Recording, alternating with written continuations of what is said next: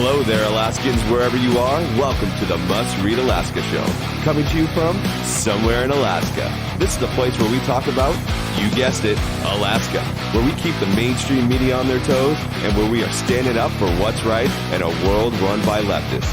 You can find out more by heading over to mustreadalaska.com and also checking out the Must Read Alaska YouTube channel for some really great content. But first, let's get this party started.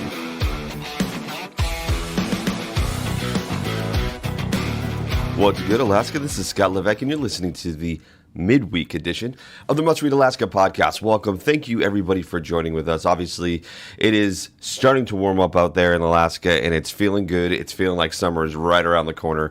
And so thank you for joining with us today. We really appreciate it. Before we go any further, as always, we just ask that you give us a 5-star review. It's extremely important when we're trying to get our podcast up in the rankings, when you're searching for our podcast specifically, and or if you're searching for some of the topics that we discuss on the podcast. And if you want to take it a step further, you can go ahead and give us a written review. We've had plenty of those. We love hearing from our listeners.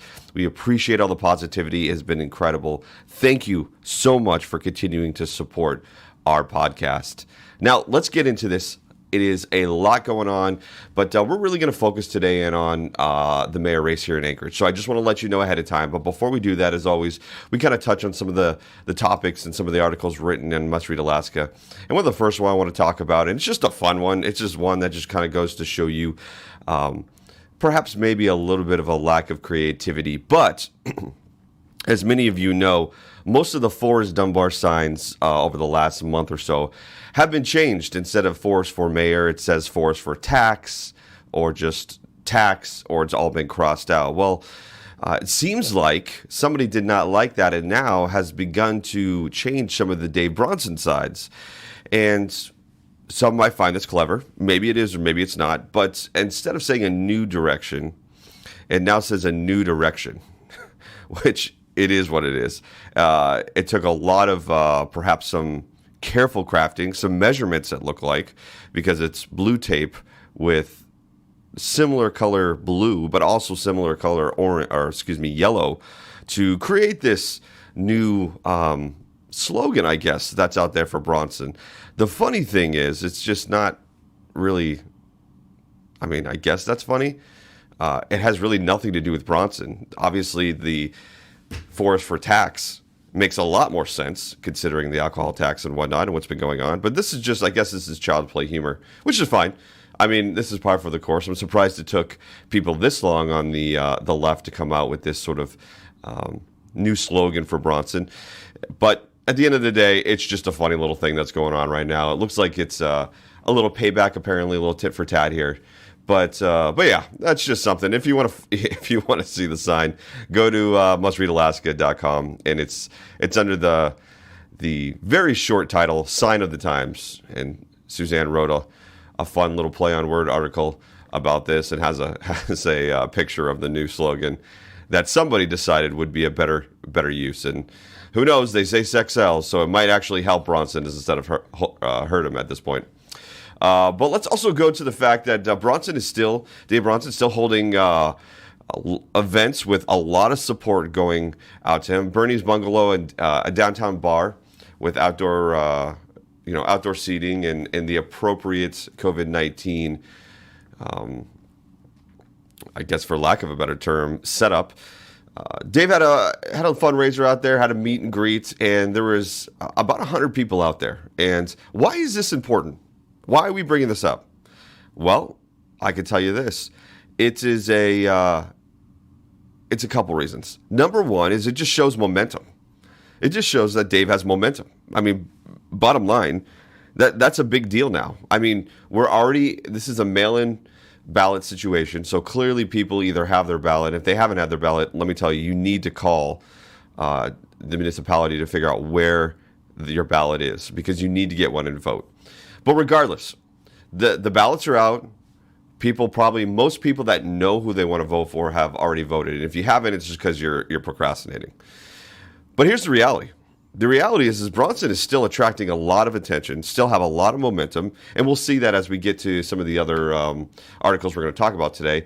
But under Must Read Alaska, Bronson event at Friendly Watering Hole attracts 100 enthusiastic supporters. Again, it's a couple things. One, as I just said, it's a momentum issue. Number two, where these are being held is important, okay? Bernie's Bungalow. It's a popular downtown bar. It has a lot of different types of people that actually go there, which is interesting. It ranges from clearly conservatives here all the way to the LGBTQ plus community, and everybody in between. It's a very popular bar. And so the fact that this bar is allowing Dave to hold the event, the fact that the event there, but also the fact that he had 100 supporters there that looked like, from what I could tell, had a wide range, maybe even of social political views, not just economic political views. It is really, really interesting. There was a lot of young people there, a lot of people that looked like they came from different backgrounds around the city. And so that's a huge deal. And what that also means, so let me get to my second point. The second point is Dave's message is resonating with more than just white male conservatives. That's what it really means. And that's huge.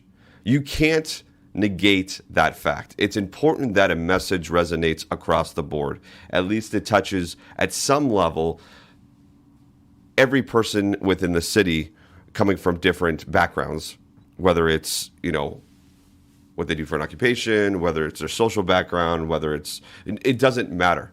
If a message resonates across the board, it resonates across the board. And what I could tell is that Dave's message is resonating across the board, because Dave's message is pretty simple from what I'm understanding. It's, let's get back to being able to be prosperous. Let's get back to be able to make a living for ourself and our family, which is a message that everybody can get on board with. It really is. It really is. So it's just very, very, very interesting. I find it incredibly, interesting that Dave is still attracting this much energy and momentum with how many days? 5-6 days away from the postmark date to put your ballot in. I believe it's May 11th. So that's just interesting. Just another example of some momentum. Now, I haven't seen a lot from Forrest, so I'm not 100% sure, to be honest with you, how his events are going. I've seen a couple of them. They've had people there for sure, but it hasn't been to the magnitude of Bronson. So this will be interesting. Again, once the final tally starts, or once the tallies start coming in after the 11th, we can start seeing where people are going in terms of their vote. This will be interesting. But again, it's just an example. It's a momentum, and it's the ability for Dave's message to reach across the board, which is huge. Let's be honest. Forrest's message is not resonating with somebody like me or people that I know of, but we are conservative. We do have a particular viewpoint, particularly economically, on what this municipality should do. I mean, if you haven't figured it out, I'm a conservative. If you haven't figured it out, well, then I must be doing a good job of staying down the middle. But the reality is this, is that it's very true that Dave's message is a resonating message. And let's see if that's the key to his success as he moves forward. All right, let's move into the state level. Our favorite newsworthy senator here in Alaska, Senator Laura Reinbold, just got a bill passed through the Senate. It's her, and we're terming this her, quote, victim bill. It's SB 122. And essentially what it does is add surviving minors and spouses in the definition of victim if a parent or spouse is slain. It's very short bill, and let's just give you a little bit of a statement. SB 122 is a bill that removes the word adult before the word child in the definition in, I'm going to give you this, AS 12.55.185C2. By removing the word adult, the definition of a victim will include a child of a person who has been a victim of a crime when a parent or guardian is deceased. SB 122 will ensure victim rights for a child of a deceased parent or guardian. Now, I think this is a fine bill. I think this is good. It's nice to see Senator Reinhold in the news without having some negative consequences to it, I guess. Let's just put it that way. I think, in getting legislation, regardless of what you may think of the legislation itself passed, is always a win. But yeah, it's just nice to see her not in the news for masks or whatever. That's just a little snippet there. I mean, there's not a lot there. I wanted just to give a little bit of kudos to her for getting that bill passed in the Senate. It's a good job. It's positive PR. She needs it. It's been rough going. She's been banned from Alaska Airlines and removed from a chairman position. So that's not great. But hey, she got this bill passed. I think it's a good bill. Is it going to change worlds? It's going to change these people's worlds. It's going to change those who are affected by this bill for sure. And I think that's a positive thing. But yeah, just wanted to give her a little shine. She's been raked around the coals a little bit and busted up from the news and from the media. So just a little shine, because I think sometimes, regardless of what side of the political party you're on, sometimes it's tough going. All right, let's switch now to two things. Before we do that, I want to let people know. Listen, I sent Forrest Dunbar's campaign another email requesting that I have him on to discuss some of the issues. I thought it was a fair email. Once again, I reiterated that I would not only record in the same location, whether it's his headquarters or whatnot, I would record. I would edit with him or his people over my shoulder, and I would post with him or his people over my shoulder, just to ensure, and I wouldn't do this anyways, but for their peace of mind, to ensure that, hey, I'm not going to slice things up. I'm not going to do something crazy. I really do want to talk to Forrest. I have so many questions. Nothing, Suzanne, John, I'm sure they have questions, but I said, no, I want to ask it myself. I've watched Forrest for years now on the Assembly. I've seen and been witness to firsthand community council interactions with him, promises made, policies and positions he's taken. There's a lot of questions I have for him. And unfortunately, him or his team have yet to reach back out to me to even tell me, no, I've just got radio silence, which is sad. That's sad. At least tell me, like, hey, no, we're good. We don't like must-read. Clearly, he doesn't like must-read Alaska. The problem is, Forrest, is that I grew up where you went to school. You went to Harvard. I grew up in Boston. So we got a connection there, brother. Let's talk. But unfortunately, Forrest does not want to talk to me. I don't know if I'm one of those scary, like, born in New England but a conservative. So, like, he's got that mentality and he's a conservative, so I don't want nothing to do with him. Or if it's really just I don't like must-read Alaska and I don't want anything to do with that. But here's the deal. Like, you can't go on other, centrist or left-leaning blog sites and then make... what essentially happened is to say, well, where's Dave Bronson? Well, you can't have your cake and eat it too, buddy. That's just not nice. Now you're not playing fair. The people need to know, Forrest, that you have not responded. And so you're just as guilty as saying, just as guilty of what you're accusing Dave of. So come on, man. Like, play fair. Like, also be honest. Like, if you're going to call people out and call them liars, I think it's important that people call you out, right? Because we're all about fair. Isn't that what we're supposed to be about, fair? Well, anyways, I just wanted the people to know that I did reach out to your team again, Forrest. Love to hear from you, my friend. I would love to have that conversation. It's not going to be contentious unless you make it. I could be extremely level-headed and just ask the tough questions. And you can ask me questions. I'm not running for office, but I'd be more than happy to answer them.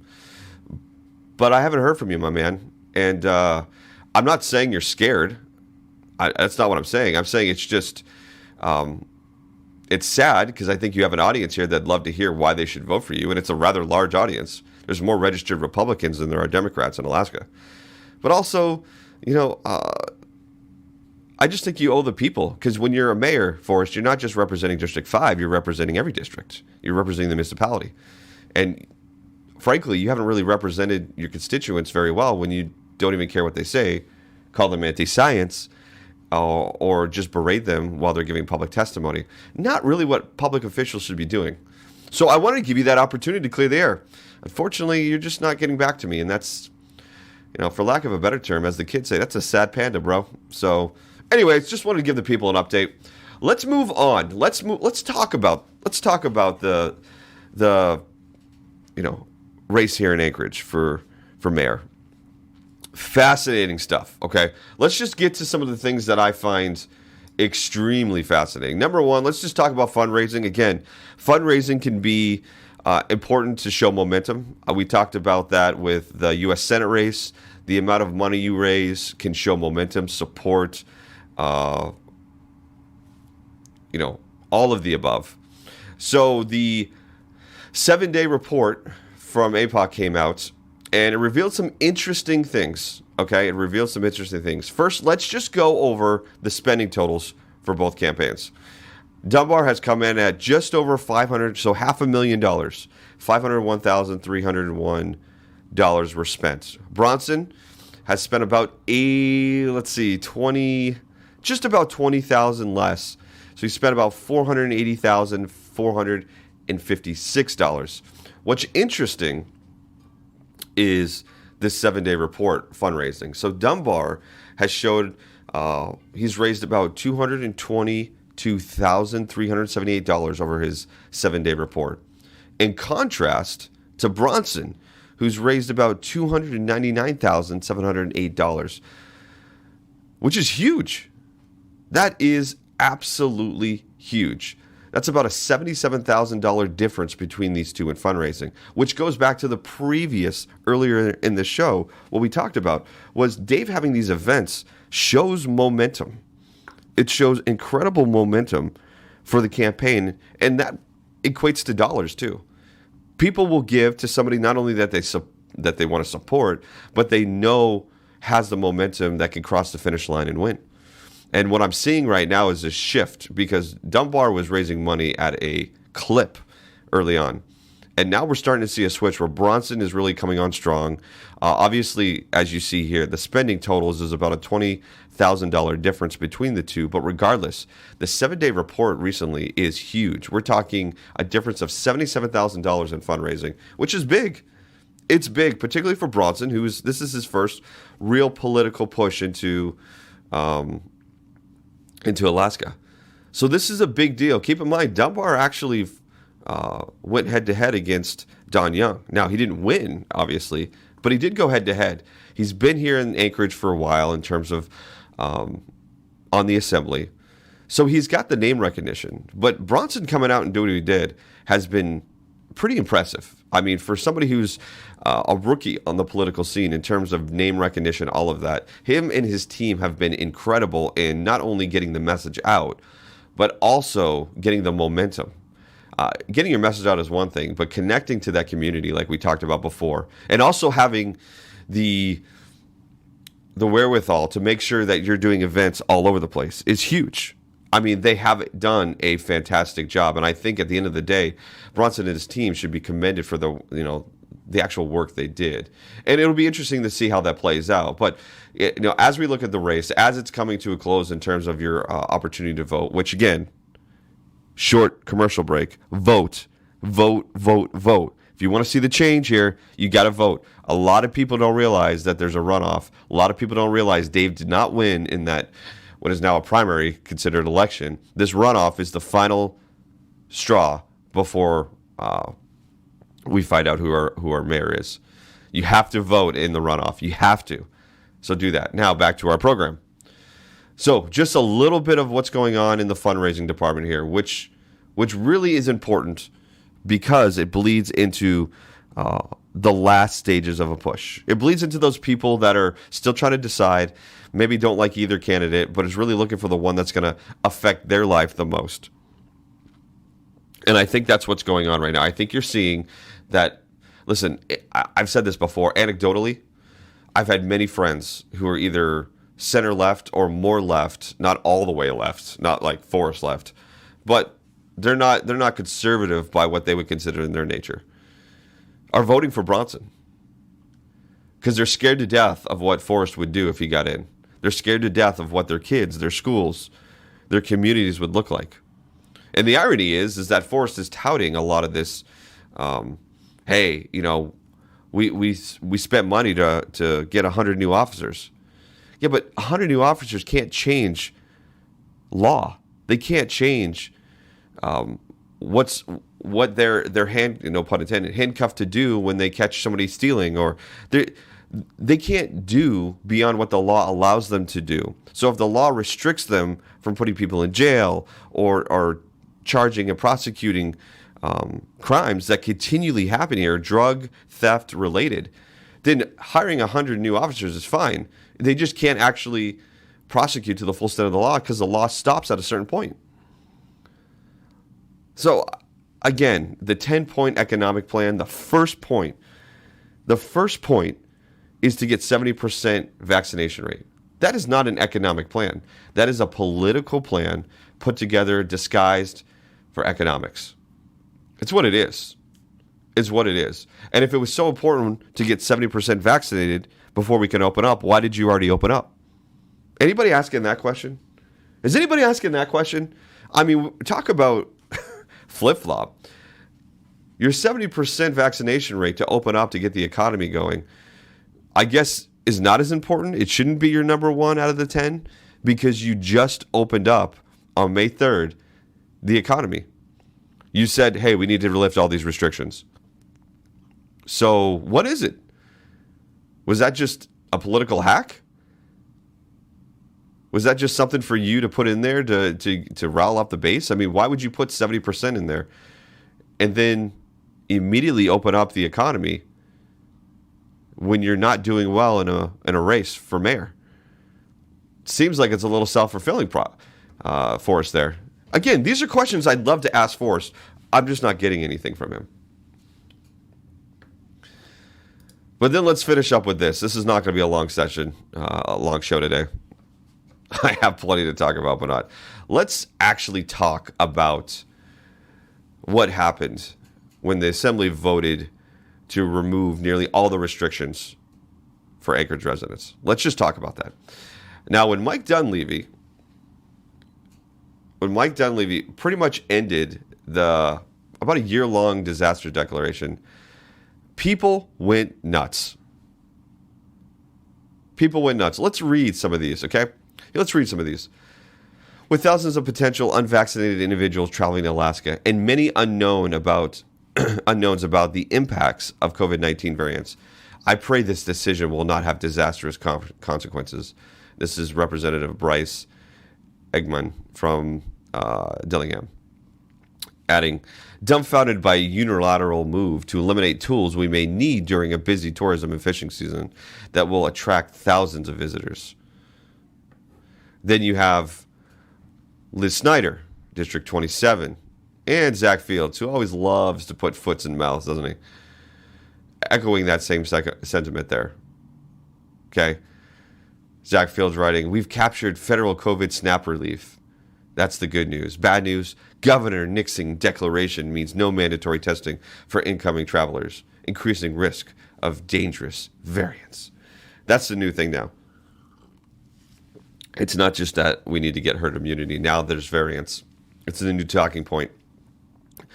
Man, give it to the Democrats. Once the higher ups agree to something, this is what we're saying. It trickles down quickly and they all, bite on it for sure. However, absent from their dismay, Ms. Snyder, Mr. Fields, is we've heard nothing about the fact that the Anchorage Assembly did vote to remove almost all the restrictions for residents. Almost all of them. Now, no outcry, no yelling, no how could you, no what about the variants? No. Nothing.